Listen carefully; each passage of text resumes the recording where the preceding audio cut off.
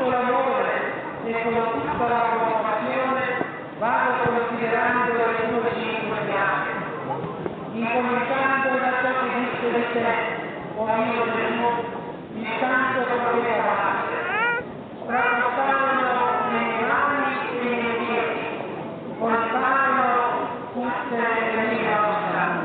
Amen. Carissimi fratelli e sorelle, celebriamo oggi la festa della quarta domenica di Pasqua, che coincide con il 3 maggio.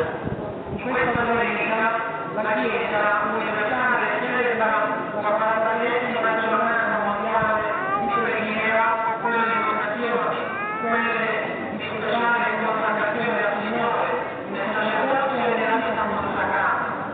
Vogliamo fare presentare al Signore Gesù Crocifisso la nostra profonda e costante preghiera perché Dio mandi tanti sacerdoti alla sua Chiesa, santi e operosi. Vi ricordiamo che sono tanti anni che la comunità di Misonico non offre al Signore la propria famiglia una vocazione alla sacerdozio. Per essere una comunità viva, ogni comunità nella preghiera e nell'impegno deve dare il suo frutto. La giornata di Pasqua ci ricorda che la vocazione del sacerdozio a ogni sacerdote è la firma di una comunità, una cui sacerdozio. Preghiamo per il Signore benedica nella nostra comunità di susciti vocazioni al sacerdozio e alla vita consacrata.